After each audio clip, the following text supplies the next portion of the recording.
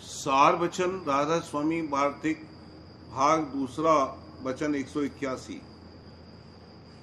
पांचों शास्त्रों का दोष तो वेदांत ने निकाला और वेदांत का दोष अब संत सदगुरु निकालते हैं। सतयुग, त्रेता और द्वापर में इन शास्त्रों की पोल नहीं निकली, क्योंकि जब संत प्रकट नहीं हुए थे। अब कलयुग में वास्ते उद्धार जीवों के संतों ने चरण पधारे हैं और सब मतों के दोष और गलतियों को खोलकर जनाते हैं और सच्चा और सीधा रास्ता उद्धार का बतलाते हैं। पर जीवों की ऐसी ओछी मति है कि उनके वचन को नहीं मानते और उन पर प्रतीत नहीं लाते हैं। गौर करने से मालूम होगा कि वेद मत का निश्चय भी तो पढ़कर या सुनकर किया है, कुछ कमाई उसकी नहीं करी और न कर सकते हैं, क्योंकि जो अभ्यास की वेद में लिखा है उसकी कमाई इस युग में नहीं बन सकती है और कमाई वाले पर इनको प्रतीत नहीं तो उससे जुगत कमाई की संतों की रीत से दरियाफ्त करके अभ्यास में लग सकते हैं। और जो सिर्फ पोथियों के आश्रय रहे और उन्हीं को पढ़ा किए तो हरगिज जुगत उनसे हासिल नहीं होगी। पर विद्या का अहंकार पैदा होगा कि वह और भी अंतःकरण को मलिन करेगा और काबिल कमाने युक्ति के भी नहीं रहेगा। आजकल यही हाल देखने में आता है कि बातें तो बहुत सी बनाते हैं पर कमाई कुछ भी नहीं। इस वास्ते परमार्थी जीवों को मुनासिब है कि सिवाय सद्गुरु भक्ति या खोज सद्गुरु के और कुछ काम न करें, क्योंकि और कोई करतूत से अंतःकरण की शुद्धि इस युग में नहीं हो सकती है। और जब अंतःकरण की शुद्धि न हुई तो मुक्ति कैसे प्राप्त होगी।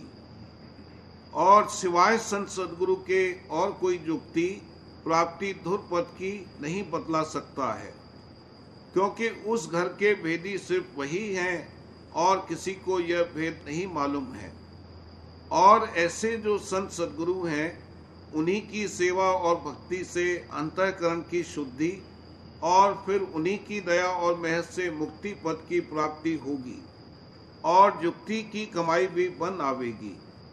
सिवाय इसके और दूसरा उपाय उद्धार का नहीं है। वचन 182। भक्ति का बीज सिवाय संत सद्गुरु के और कोई नहीं डाल सकता है। जो संत सद्गुरु दयाल हैं वही इस जीव को सीधा रास्ता बतावेंगे और बाकी सब भरमाने और भटकाने वाले हैं और आप ही भ्रम में पड़े हुए हैं। क्योंकि गौर करो कि ईंट पत्थर के बने हुए जो मंदिर हैं और उनमें पत्थर की बनाई हुई मूर्त जिसको आप आदमी ने गढ़ा है रख कर भगवान मानते हैं और लोगों से उसको पुजवाते हैं।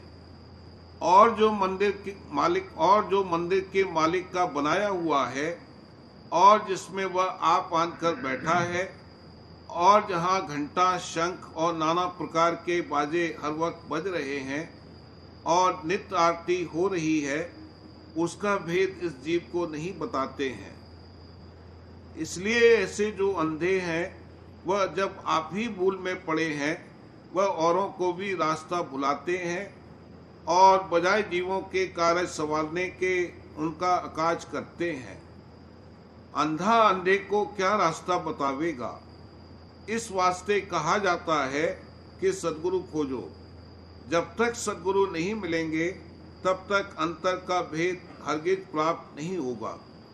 और सद्गुरु वही हैं जिनका इश्क शब्द में लगा हुआ है और अंतर का भेद और रास्ता निज घर का शब्द के रास्ते से बताते हैं। और अगर बाहर की करतूत से कोई उनको परखा चाहे तो हरगिज परख में नहीं आवेंगे। कुल जीव नादान और अंधे हैं। इनकी क्या ताकत कि संत सद्गुरु जो सुजाके हैं उनको परख लेवे और पकड़ लेवे। अंधा सुजाके को नहीं पकड़ सकता है, पर सुजाका जिसको चाहे अपने को पकड़ा सकता है। इस वास्ते दुनिया के जीवों की ताकत नहीं है कि सदगुरु को पहचान लेवें, और सदगुरु अपनी मौत से चाहें तो हर तरह से इसको जना सकते हैं। पहले इसी कदर पहचान काफी है कि जो घट का भेद बतावें, शब्द मार्ग का उपदेश करें, उनको सदगुरु जाने, और इतना देख लेवे कि वह आप भी शब्द में रत हैं या नहीं। घट का भेद सिवाय संत सदगुरु के दूसरे के पास नहीं है, या जिसको उन्होंने बख्शा होगा, और सदगुरु किसी वाणी वचन या ग्रंथ के आश्रय नहीं है।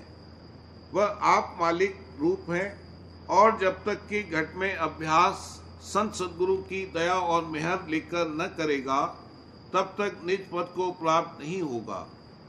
और संत सदगुरु की मौज है कि चाहे जिस जीव को जैसे चाहे पार करें, यानी उनकी प्रीत और प्रतीत मुख्य है। फिर चाहे वह पहले सत्संग करावें या अभ्यास शब्द का करावें, चाहे पहले सेवा में लगावें, वह सब तरह समर्थ हैं। और जो प्रसन्न हुए तो एक क्षण में चाहे जो बख्श देवें, पर उनका प्रसन्न होना जरूर है।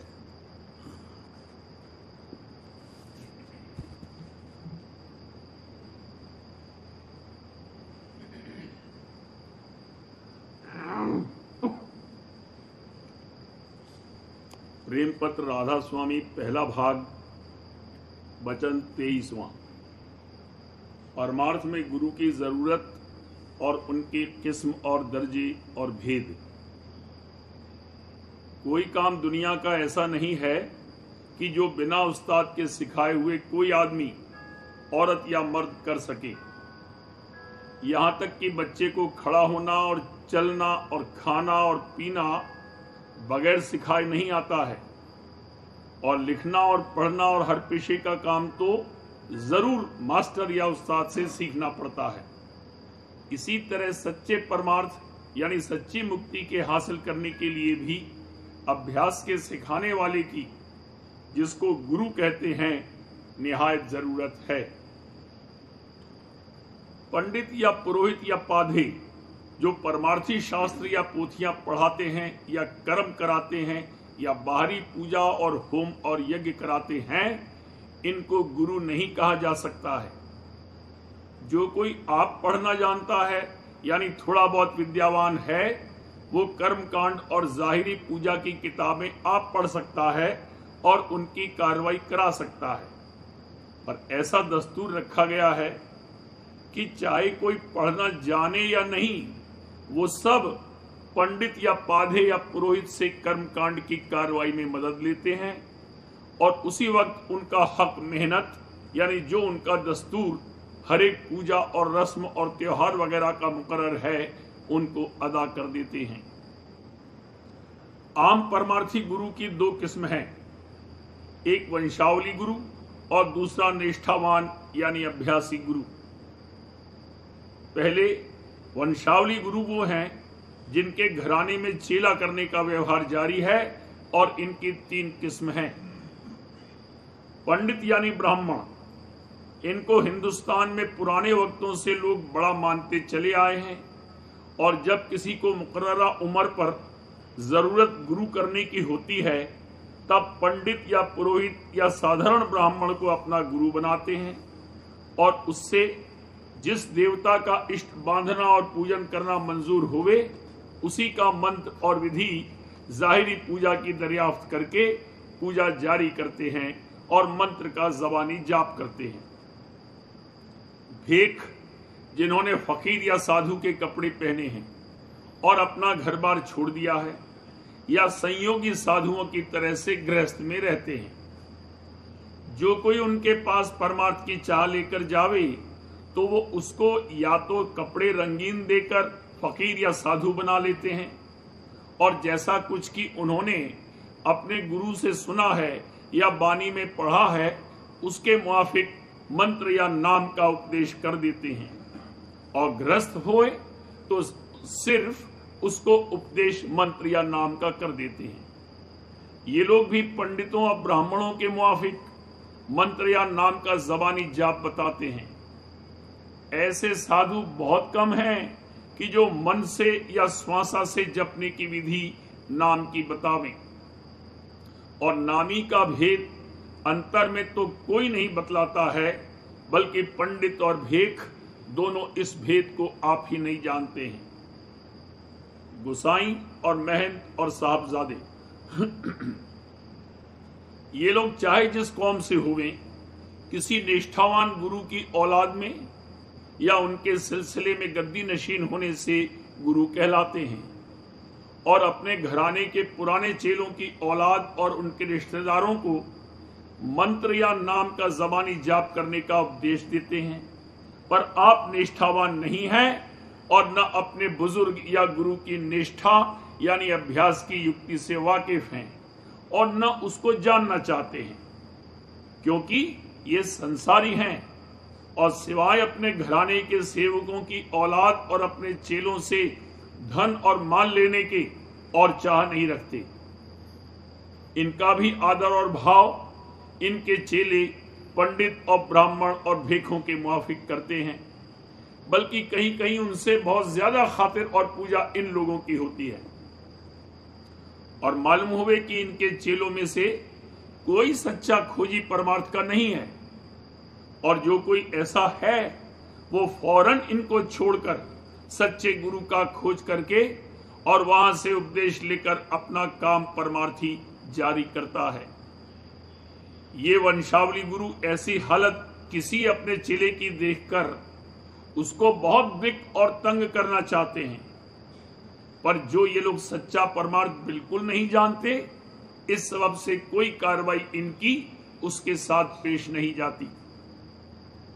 दूसरे निष्ठावान गुरु उनको कहते हैं कि जो अपने मत के सिद्धांत का भेद घट में दरियाफ्त करके और वहां तक अपने मन और प्राण को चढ़ाने की जुगत का अभ्यास, जैसा कि वेद और शास्त्र या और मजहबी किताबों में पिछले महात्माओं ने लिखा है, अपने वक्त के निष्ठावान गुरु से उपदेश लेकर उसकी कमाई करते हैं और अभ्यास करके उस दर्जे तक पहुंचे हैं या पहुंचने वाले हैं।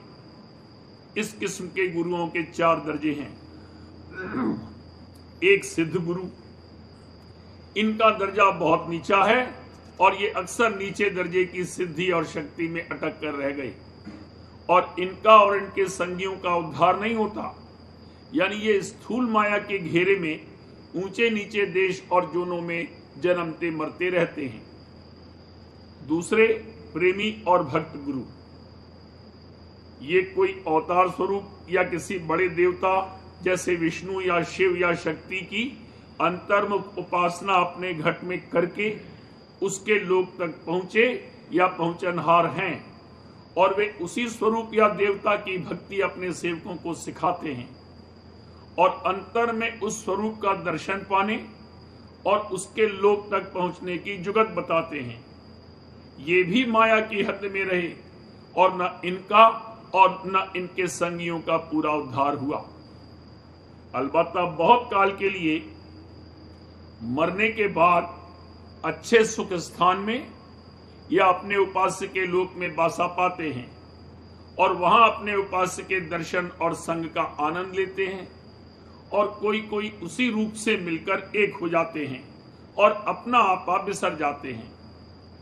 4 किस्म की मुक्ति इनके मत में मुकर्रर है और वो ये हैं। पहली सालोक, अपने उपास्य के लोक में बसना। दूसरी सामीप, अपने उपास्य के पास रहना। तीसरी सारूप, अपने उपास्य का रूप धारण करना। चौथी सायुज्य, अपने उपास्य से मिलकर एक हो जाना।